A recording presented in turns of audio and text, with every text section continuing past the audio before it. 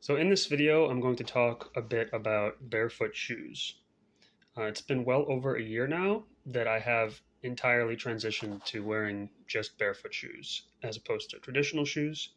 And overall, I really like it. I think it's been really good for me. And I'm going to get into why a little bit here. I still have some issues with my feet. It's certainly not like a magic bullet that cures all your problems, but I think it could be more helpful than a lot of people realize. Okay, so before I continue, I just want to cut in and say that if you're interested in this subject and or you don't want to listen to what's turned into a really long video of me talking, I highly implore you to check out a couple of these videos here. And honestly, they do a better job than I can at explaining any of this stuff. So the first one is called Shoespiracy, and it's like a little 8-minute sort of mini documentary about this subject, and it's really well put together. It's done by Vivo Barefoot, which is that one barefoot shoe company that I think is really, really way too expensive. But nevertheless, this is not like a propaganda piece because it's not really specifically tailored to their product. It's just the overall idea of barefoot shoes. And if there's any one video you need to watch, it would be this one. Another one, second video is it's this one here, and both the title and the thumbnail, all of it's just a little bit misleading. Like, these are kind of attention grabbing things.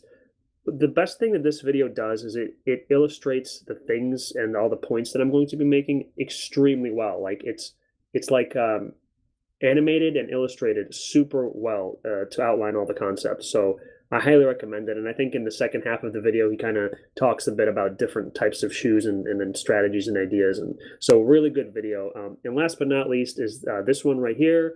And this one's kind of long, but again, it's just very good overall in all its content.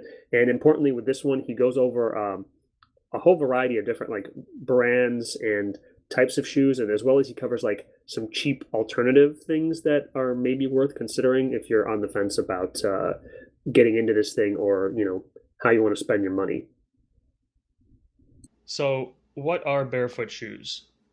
Well, they're not necessarily what you might think of if you think of the Vibram Five Fingers, although those shoes do also qualify for this category. Um, Barefoot shoes have certain features to them that make them so.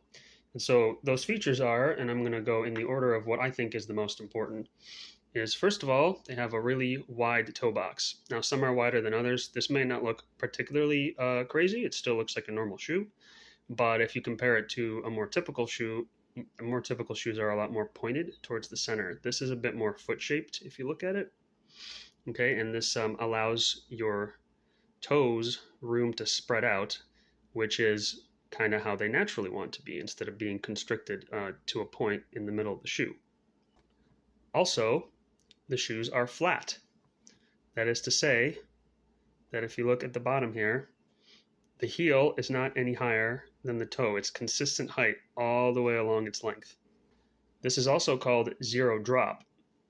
So a lot of modern shoes, they tend to have an elevated heel, or they have extra what's called toe spring, which is where the toe is elevated. Here you have an entirely flat shoe. And finally, the soles on these shoes are quite thin. So if you see here the overall thickness, there's not a lot of distance between your foot and the ground, just a handful of millimeters here. I guess it depends on the model, but for a lot of them, it's quite small. And also, the shoes tend to be light and they tend to be very flexible. Like they will bend any direction you want them to. I'm kind of just doing this with one hand right now, so I can't illustrate it very well, but they're extremely light and flexible, and obviously that's related to having a thin sole on the bottom. Okay, now let's contrast this with a much more standard looking shoe. This, by the way, this is a Zero Neo Prio, and this is currently my running shoe.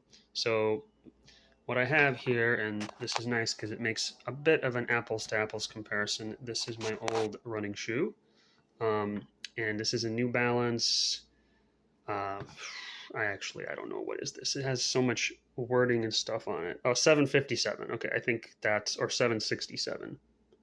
I think that's the model number. Whatever, it doesn't really matter. So if we compare it to this, so first of all, let's look at the toe here. Um, it's significantly pointier. I should say that this shoe is not as extreme in all of its features as some other shoes out there, but I would say it's average enough, and it's certainly good enough for this comparison.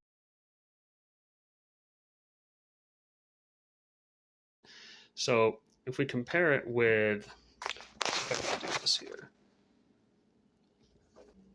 it's significantly more pointy, and it really shows when you look at them side by side like this. Okay, and as far as the thickness of it here, if you look, it's a lot thicker, so you're a lot higher up off the ground, but most importantly, it is not flat. So you see it has quite a large midsole. Let's get this out of the way. It has quite a large midsole here, and it varies in thickness. So as you see, it gets thicker and thicker as it goes back. So essentially, you have a slightly high heel situation that's happening here. And by the way, this really is where your foot is. It's not a good way to show this on camera, but like when I put my foot in, it really does come to a stop right here. So this really is the true midsole, and the insole is just right there.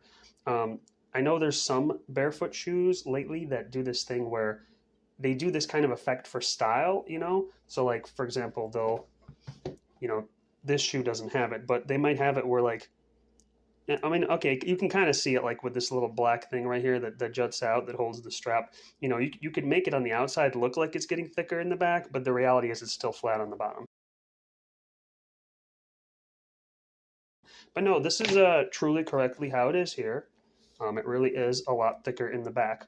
Also, it has a bit of toe spring. Again, it's not super aggressive, but if I compare it with, and this is really difficult to get in the shot together, but if you compare this to this, yeah. So you can see that the one on the bottom is a lot flatter. And obviously this is also a lot thicker. So it makes it extremely rigid.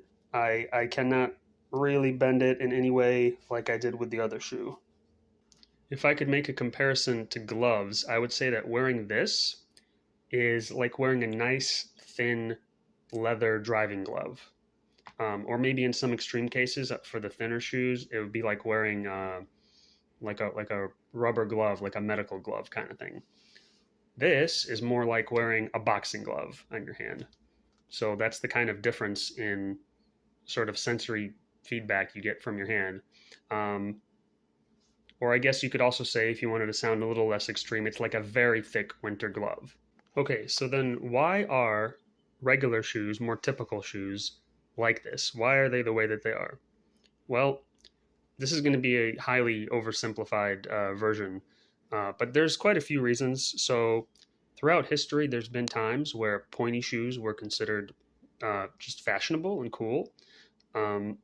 I don't think in most cases it was a practical thing. I think it was just fashion. And we're talking like all the way back to, medieval times and dark ages and stuff like that.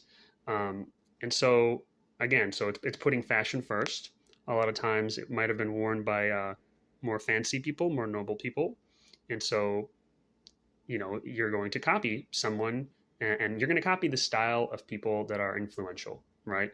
And kind of following a similar idea, the reason there's a heel is, well, okay, this might not be the only reason, but one very practical use of that is people that would ride horses, they would have a heel, like a prominent heel on the back of their shoe. Not like this, it would actually be like protruding and separated like it would be on a boot or on some dress shoes. And the idea there is that you could put your foot into the stirrups or whatever they're called, and it would keep your foot from sliding too far forward. Basically, it helps to keep you in the horse. Well, generally speaking, who would ride horses? It would be more noble people, more influential people, powerful men, stuff like that, for the most part, right? And so that's going to influence fashion when rich people, cool people, you're going to try to copy their style. And so over many years, shoes sort of adapted their style based on styles of the past. And we're talking in more modern times, post-industrial revolution, you can kind of imagine what a dress shoe looks like. It's going to have a little bit of a heel, right? And so standard shoes have sort of slowly evolved to have a certain way and a certain style about them. And then in the 70s, there was a bit of a craze around jogging and running, and a lot of people started to get into it. And basically, what happened is a lot of people were used to the shoes that they would wear, like dress type shoes and more, shoes with elevated heels and whatnot. And so when they started running, they would have a whole bunch of issues that plagued them, like their Achilles tendons tended to be too tight, and they just had a whole bunch of issues with their feet because they were used to, their feet were adapting to the shoes that they've been wearing their whole lives. And so certain people that were designing shoes at the time, they basically, instead of having people just kind of deal with it and fix their feet and stretch and train out of it, they kind of adapted shoes to cover those flaws. So they started making shoes instead of like more flat ones, because there's always was flat shoes. I did not mean to imply that like flat shoes were not around, but that they wouldn't be kind of like the nicer dress shoes. They wouldn't be like the, I guess, a more typical shoe. So yeah, so they started making athletic shoes that had corrections in them. They would have like an increased heel in the back that helped make it more comfortable for people who already had a shorter Achilles tendon back here in the back. And so fast forward, and all of these things, basically fashion and design continues to influence one another kind of in a spiral. And at some point, we have our sports icons, who, by the way, are once again rich and famous people.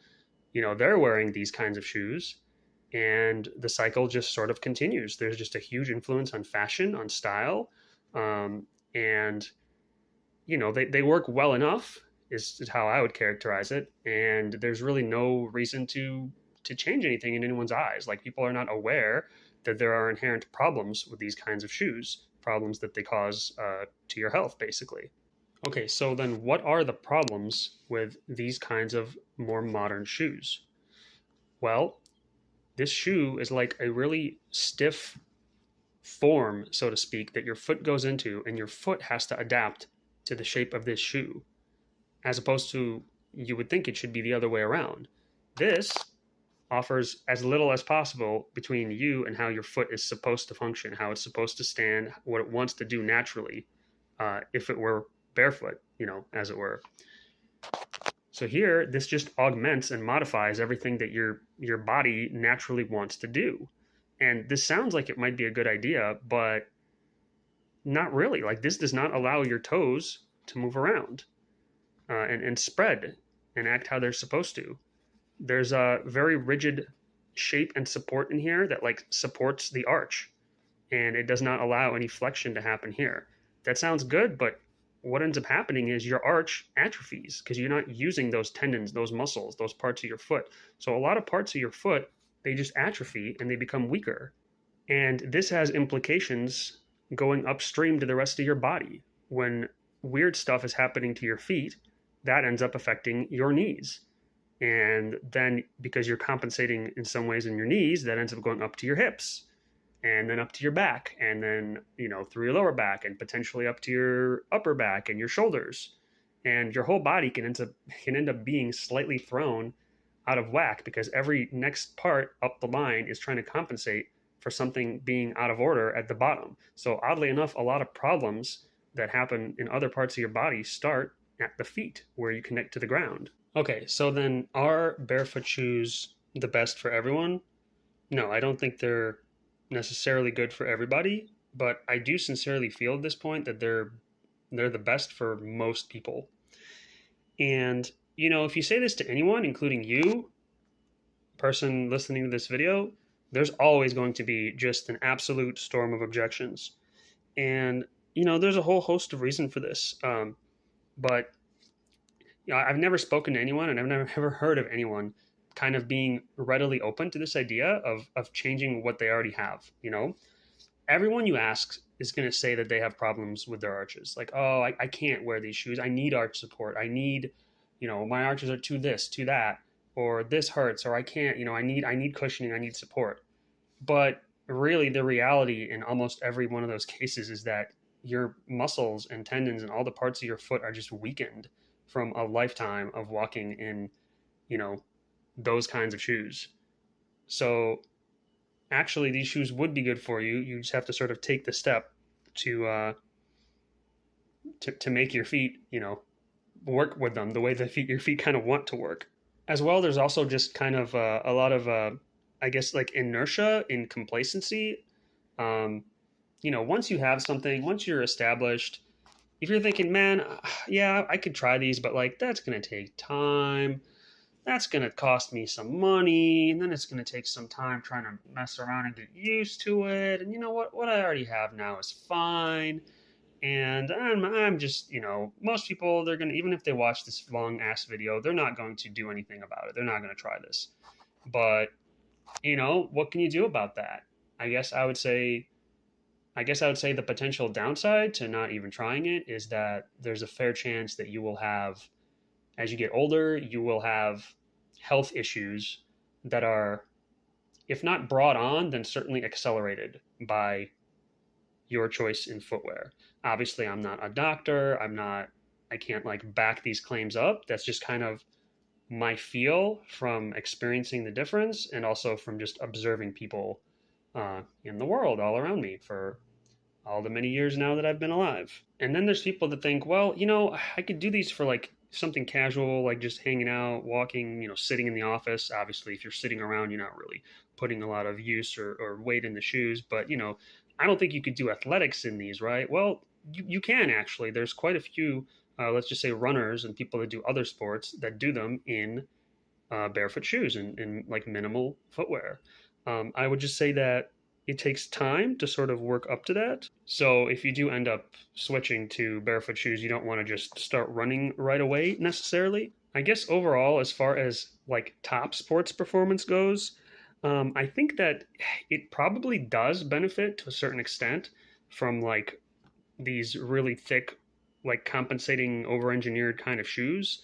Um, I can't really verify that. Well, I will say this: there are athletes, like I said, that use minimal footwear, but I don't know if necessarily how many of them are like at the very top of their respective disciplines. That may be the case. I'm just not sure. But I will say that there is a bit of a history of, like, for example, if you look up I think it's called Nike Vaporfly or something like that. There was a series of shoes that some years ago, all the runners were using them, and they kind of had to use them because those shoes really did have some sort of, I don't remember now. They had some like a very very thick midsole, and it had some kind of spring like feature to it where, at least in theory, it was more likely to like, you know load a spring and then return that momentum on when you like lift off your foot or something like that, because basically everyone who did well was wearing those shoes, and there was like a substantial increase in people's or I guess decrease in times, whatever, like the performance increased substantially from wearing those shoes. And that's a whole other can of worms because they ended up getting banned. Well, okay, that model, there was different models of them, and certain ones ended up getting banned. And I think at that point, their athletic commission or whatever the governing body is, they made some rule that they never had to do before, which I think they limited like the thickness of the midsole that was allowed. So you were still allowed to use whatever model, Vaporfly or whatever. It's just that they had to define how thick the midsole was allowed to be. And I think that opens up kind of an interesting sort of, almost like a slippery slope philosophical question about like what is running. Like, obviously human running is like, if you're barefoot, that is human running, there's no arguing about that. But what, how much modification are you allowed to put onto your feet in this case, and for it still to be considered just regular running? Like, obviously the commission had to step in and say, well, no, if the shoes are too thick, that's no longer acceptable. And obviously you could push that to greater and greater extremes. Like, if you put large enough springs on your feet, is that still human running? Well, probably not. Well, what if you have wheels on the bottom of your shoes? Is that, probably not. But like, where's the line, right? Well, I guess the line is, at least for now, whatever the commission defined that thickness of the midsole to be. But I guess the other thing as far as top sports performance is that, I think you will get like more performance out of some of these more extreme high end shoes, but possibly at the cost to your health in the long run. But I guess, to be fair, that could be said for the top end of any sport, because when you're doing like a sport at the very high end, it's not about health and fitness. It's about winning at any cost, and that often comes at a cost to your body for sure. As far as my barefoot shoes, so I have quite a lot of pairs of different Zero shoes from this company. Um, I think that pretty much all the shoes I have are from them, to be fair. I kind of just stumbled on them, tried them, and really liked it. So I guess I can't really speak to other brands because I don't have experience with them. But there's a handful of other brands out there that do this kind of thing. I like Zeros. I think they're reasonably priced. I mean, they're a little bit expensive, but that's just the nature of this kind of footwear because it tends to be coming from smaller companies. There's maybe less demand, at least for now, for it, right? So it's going to cost more. So I think it's a pretty good level of quality for a fair price. I mean, you're looking at around $100, I think, on average for a pair of these types of shoes. That's expensive compared to the way I used to buy shoes, for sure. Um, there's other companies. There's like Vivo, and but those are, man, they're like double the price. They're so expensive, and I don't know if that's like a premium for style or what it is, but I have just pretty much no interest in that because the price is outrageous. There's Lambs, there's maybe Witten, there's, I don't know, I can't really keep track of all these in my head. Vibrams that I mentioned before, and there are also some other cheap brands that exist out there. And there's other videos that kind of talk about them, and that might be good to maybe try out before you necessarily, commit to, let's say, $100 on something that you might end up hating potentially. But in my opinion, it's totally worth it. I guess if I was to recommend a shoe, it wouldn't necessarily be this one. I mean, you can get this one. I would try to get just their cheapest kind of base model. It's called the Prio. This one's the Prio Neo, I think. Um, but yeah, that one's under $100, and I think it's a pretty honest look into what you can expect to get from a barefoot shoe. My transition into these, it was actually pretty painless. I pretty much went all in. I just said, okay, today I got these shoes, and tomorrow I'm going to wear them, and I'm going to wear nothing but those shoes. Um, they tell you that you're supposed to go slow. If your feet are used to, traditional shoes, you're supposed to go real slow and maybe a little bit every day, and really slowly start to build up, how much you walk in them, how much you do, because your muscles are not used to it. And apparently, quite a few people, they kind of go too hard, and they end up getting hurt. They end up, spraining, pulling, whatever, hurting stuff in their foot. And that's part of the reason why occasionally you'll hear barefoot shoes having like a kind of a bad reputation. But I mean, if you think about it, like that doesn't need to be. You just need to be careful and take it easy. However, I didn't do that. I just kind of went with it. But I made sure not to walk an insane amount, or I wasn't running. I wasn't running in my shoes for quite a while. In fact, I still use these for some amount of months when I was running. But then after a while, I was like, you know what? Why don't I try running in my Prios? And you know what? It felt good at that point. I was used to it already. When you first put these on, it just feels very strange. It feels nothing like the kind of shoes you're used to. It feels weird and wrong. And I don't know. It's not that it doesn't feel like being barefoot, but I guess it does. I guess it feels like that's exactly what it is. It's like a mix of being barefoot while still having a shoe on and some protection on the bottom. You really got to see what it feels like. It's interesting.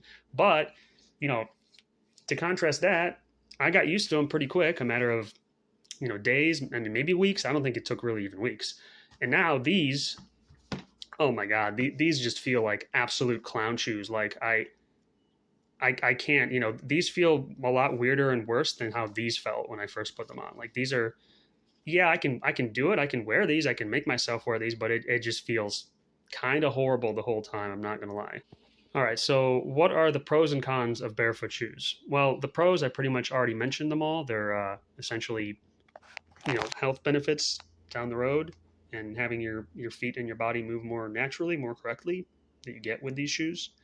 Another pro that I should mention is there's pretty much no break-in period. Whenever I get any new shoes that are like regular shoes, yeah, there's quite a while where like they don't fit right, and I don't know, it's either they have to start fitting your foot by force, or your foot has to get used to them and their shape or something.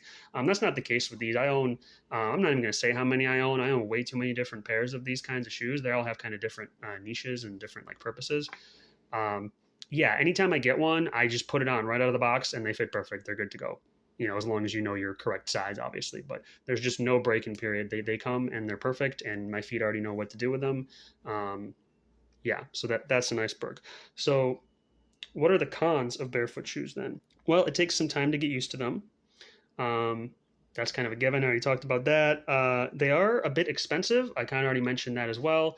You're looking at around $100 at least for the Zero brand. There's definitely cheaper ones out there, and it's worth looking into and considering, I suppose. Um, but like the kinds of shoes I would buy before is I'd be a fan of just like going to the discount bin at a Payless or Shoe Carnival or something, and my shoes would be like 35, 30, 20, $20. Like those are the kind of deals that I would find that seem perfectly good to me. So by that level, $100 is like, I know for some people there's $100 is nothing, and they have much more expensive tastes in shoes. I'm not really worried about that. I'm not even particularly worried about how they look. I'm much more worried about their function. Another thing is you are going to be slightly less tall in these shoes, right? Like they just add a little bit less inch or whatever amount to the bottom. Um, Not really an issue for most people, but something to think about. One other thing is that you would think that because they're inherently thinner on the bottom, and maybe even in other places, that they would wear out faster. And I can't really speak to that because, well, like my shoes have held up pretty well, but also because I have a bunch of them, I'm not necessarily wearing just one pair the entire time. So the durability seems good. It does make sense. Like if you run frequently and you run hard, you would think that your outsole would wear out a little quicker.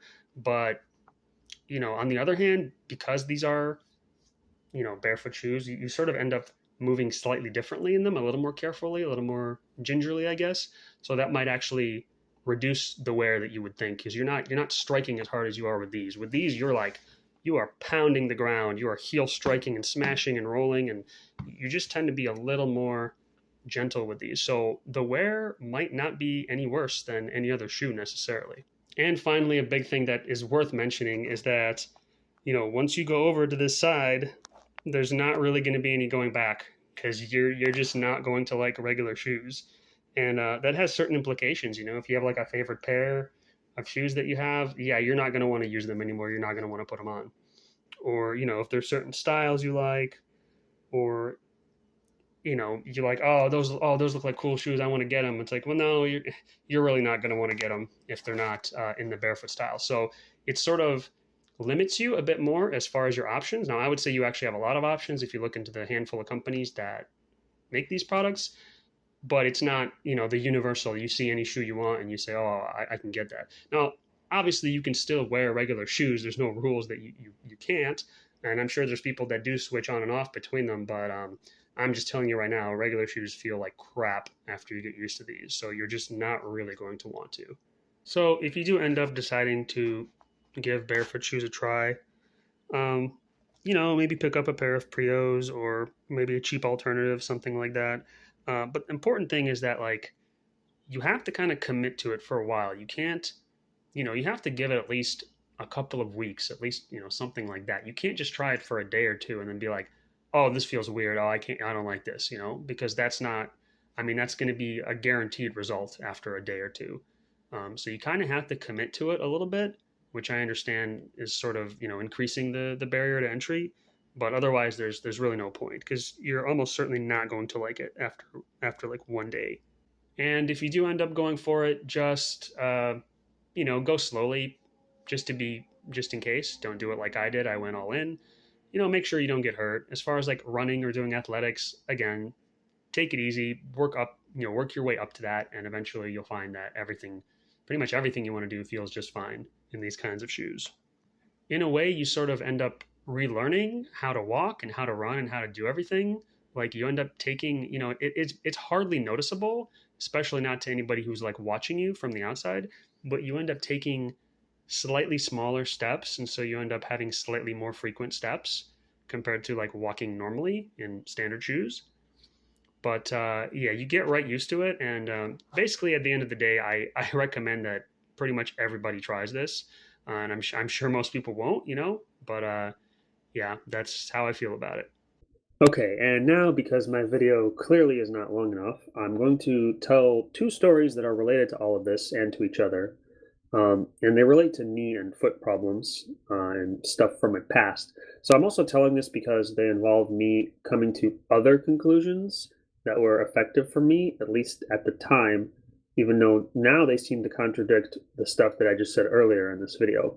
So always be critical and think for yourself and do your own research. Okay, so the first story is from about maybe 2004, 2005, right at the end of high school. So I've always been a bit of a runner, not like for school or anything like that, just like personally, I would run for exercise. And but I'm very much a warm weather person, so I don't go out when it's like cold or wet. So once winter comes, you're never going to catch me outside running. Um, so basically, in my parents' house, there was this room in the basement, and it was part of the basement, but it was like a little side utility room that it had like a water heater and a way to get under the house, a little crawl space. Um, but it also had like all of my dad's. It was like a workshop. It had all the tools everywhere, all on the sides, and the little workbench. And but at a time there, I had hung a heavy bag, like a punching bag, right in the middle. And so what I would do if it was cold is I would punch that bag, and I did wrap my hands, and I was hitting it quite hard. But also, when I was taking a break from that, or I guess in addition to that, I would essentially jump rope. Now I didn't actually use a rope because it was a fairly confined space around that bag, but I kind of just did the motion. Like I did jump rope with an imaginary jump rope. And I would do it quite a lot. Like I couldn't tell you how long, but I had like CDs that would play music, and I would do several songs worth of bag work, and then several songs worth of jumping. So if we focus on the jumping, let's just say I don't know, let's just say it's 4 minutes a song. You got to get at least 12, and sometimes more. 12, maybe 16, 20 minutes of jumping in a row. Maybe not 20, but it was a lot of jumping. And so basically winter's over and good weather arrives, and I say, okay, I'm going to go for a run. And we lived near a bike path, so it was just a really perfect place to run up and down the bike path. That's not actually relevant information, but I go for my run, and I wear my sandals, just quite basic sandals. And I've done this before. I've run in sandals. And so when I get back, or I guess I probably felt fine when I got back, but it was the next day when I woke up. I had a lot of soreness, and that happens. That's to be expected. But not only was I sore like in the muscles that maybe weren't getting a lot of use, that you flex while you're running as opposed to maybe jumping or doing whatever else. But the concerning part was that my knees were sore, and that's really kind of hard to describe and pin down because like I understand there's muscles that are supposed to get sore, like in your butt and your quads and stuff like that. But like this was like the knees. There was not really muscles there. There was just, connective tissues and the patella and whatever. And it's also kind of hard to describe knee pain because it just like it's hard to tell where it is. It's kind of just there in the general vicinity. Um, but yeah, like the best way I can describe the pain is it was soreness, but like soreness doesn't really belong there. That's a muscle thing, right? And and the thing is I'm like, okay, well, this will, whatever, this will go away. And it kind of didn't. I mean, the little bit of muscle soreness I had, that healed up real quick, as you would expect. But the sore knees, they just stayed for forever. I can't remember how long now. I mean, it was definitely days, but honestly, it was probably more like weeks, like many weeks. Like, I don't know. And, I remember speaking to someone and they were saying like, hey, yeah, this might like never, go away. And I'm like, what? I don't really know what happened. Like somehow the joints or something got inflamed there, right? Like there was clearly inflammation, and I still have a little bit of that to this day, right now. Overall, the severity of it has gone down drastically, and that happened, relatively quick. If not weeks, then certainly months.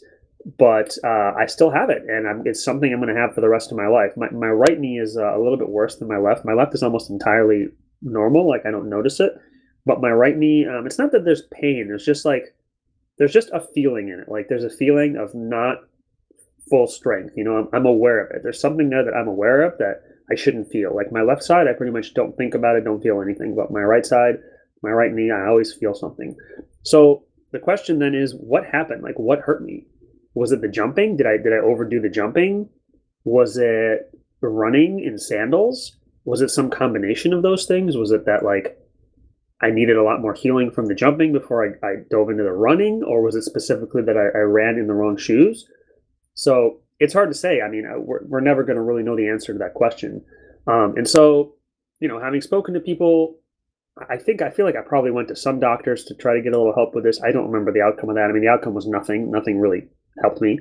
Um, but people would say like, "Hey, well, you need running shoes. Like, what are you doing? Like, why would you run in sandals? That's so wrong. That's how you get hurt. That's how things go bad." And so the advice there was, yeah, you need running shoes. And so I'm like, okay, well, I guess I do. I don't know. Let's try it. Like, I might as well try something.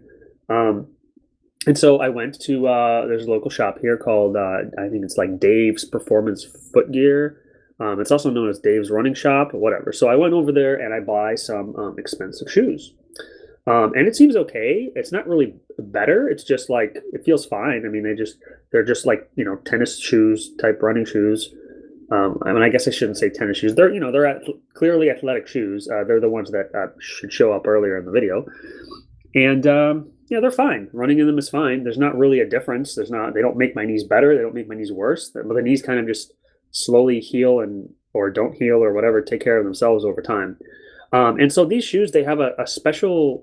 They're like special, basically. They're not just uh, at least that's the way they're described. Is that they have a correction for mild pronation, which is like a certain of your toes slightly wanting to point in or point out or something to that effect.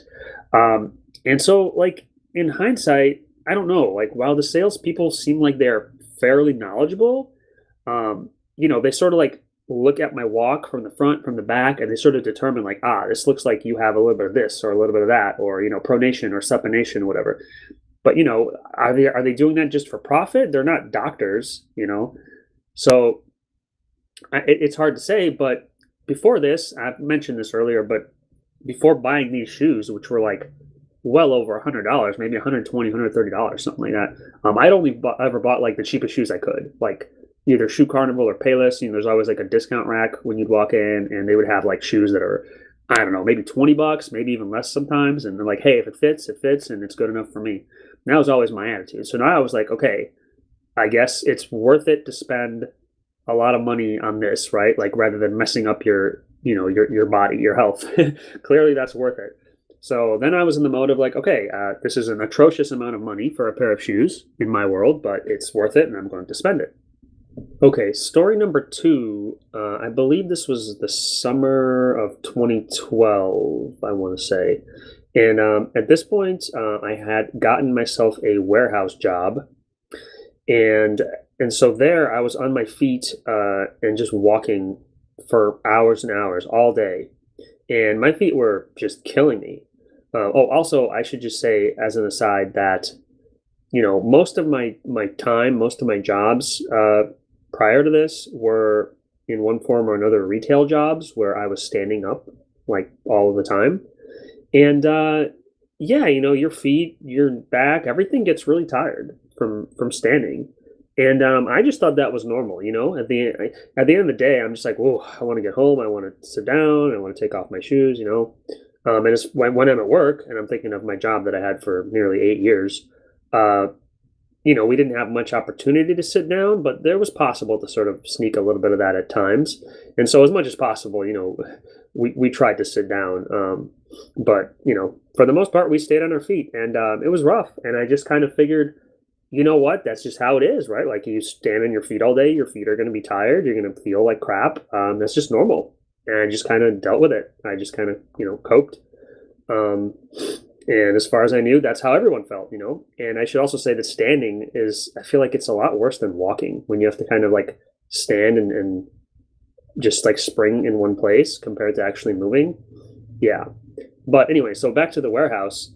This was like next level of discomfort that I felt at the end of the day. Like it was really bad. Like I would come home and it was like, oh, I don't know how to describe it other than like having like a quite heavy, like a headache sort of, but in your feet. I was like, just cannot wait to take my shoes off and just sit down or lay down or just not put any weight on them. Like it was painful. And it was painful enough that I decided that I had to do something about it. I got desperate And I basically started trying different shoes. And I don't know exactly how many pairs I had at that time, like maybe five or something. I don't even remember what they would have been, but I just started wearing different shoes into work. There was no mandate for like steel toe boots or anything of that sort. So we could just kind of wear whatever. And so I just started wearing different shoes, and I would wear one per day. On Monday I'd wear this pair, and then on Tuesday I'd try this pair. And basically, I was going through all of them, and nothing really made it better. They all felt the same. So it came time for the final day. You know, maybe this was Friday or something, it doesn't really matter. Basically, my final pair that I had were my expensive New Balance running shoes that you should have now seen many times. And these are not really good for a warehouse because they're kind of coated or covered, I should say, in a thin mesh. And they're light color, so they're going to get all dirty and scuffed up and maybe torn. Like they're not durable for this kind of tougher work. And so I wore those all day, and to my surprise, at the end of the day, my feet felt pretty good. Like I was still a little tired, right? Like I'm still working and standing and walking all day, but like this was day and night. Like my feet felt fine. At the end of the day, I felt fine.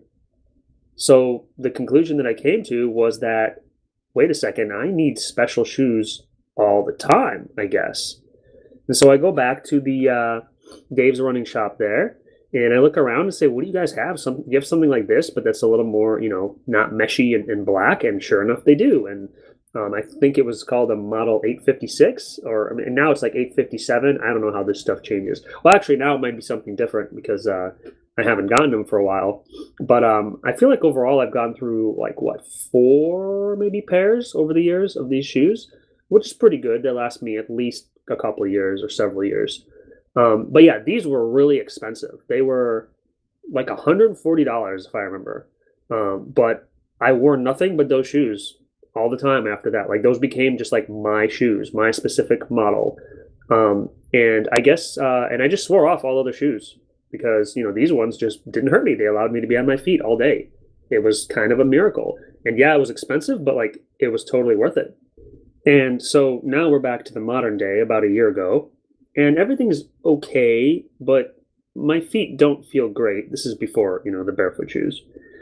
There's a notable asymmetry that I feel between my feet. Like my right and left foot doesn't feel exactly the same. Like they don't feel like mirror of each other. And my shoes, my New Balance black shoes, they have like a very specific wear on them, and it's quite prominent. I think if I remember, it's on the inside of the heel.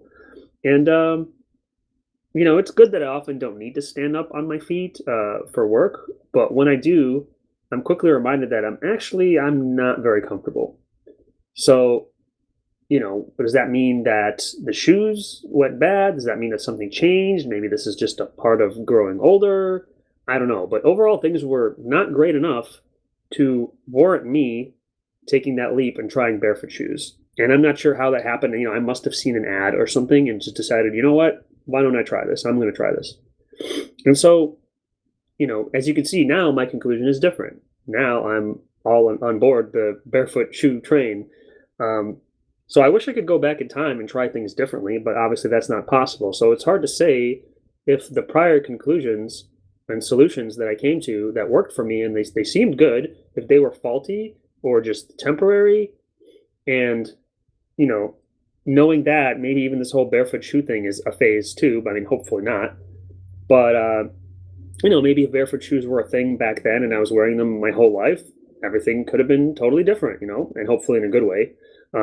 There's really no way to know. Only from the future will I be able to better reflect on the events of the present time. So hopefully this was at least somewhat interesting and sparked your curiosity on the subject. Maybe you will find this beneficial. If nothing else, I implore you to at least check out those first two videos that I mentioned. They're not long and they are very good. And I guess if you have any foot, shoe, or injury related stories, you're welcome to comment about it. It would be interesting to hear other people's experiences.